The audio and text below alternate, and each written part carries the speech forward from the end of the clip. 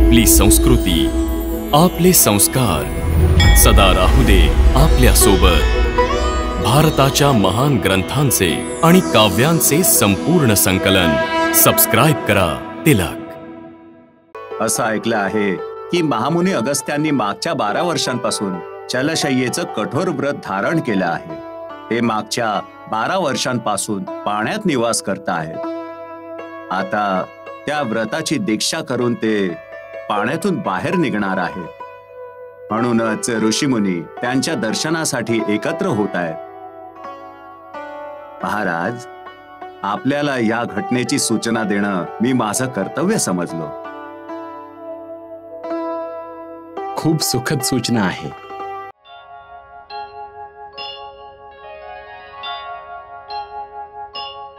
महाराज, आपल्या राज्याच्या दक्षिण सीमेवरून सूचना मिळाली आहे की या दिवसात देशाच्या चारी बाजूनी ऋषीमुनी गोदावरी तटावर पंचवटीकडे चालले आहेत। पंचवटीकडे? कारण?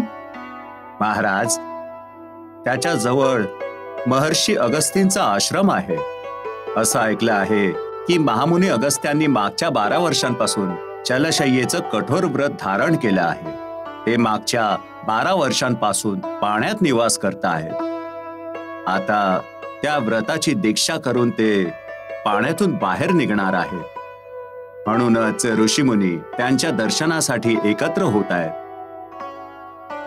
महाराज, आपल्याला या घटनेची सूचना देणं मी माझं कर्तव्य समजलो। खूप सुखद सूचना आहे।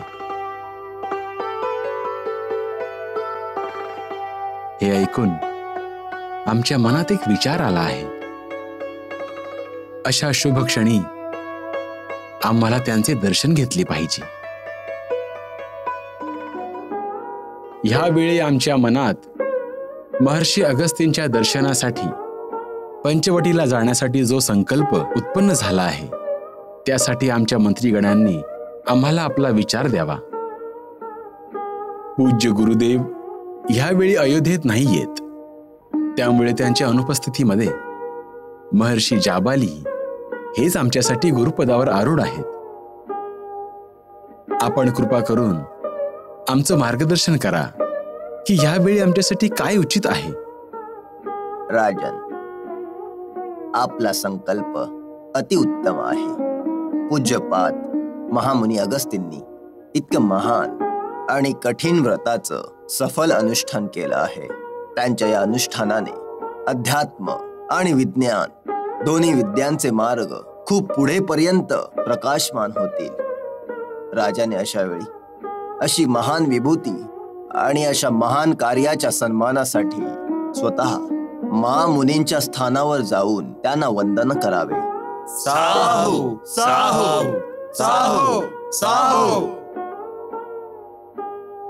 आपल्या मार्गदर्शनाने आम्ही अनुग्रहित झालो। आम्ही आजच पंचवटीकडे प्रस्थान करू। लक्ष्मण, आज्ञा महाराज।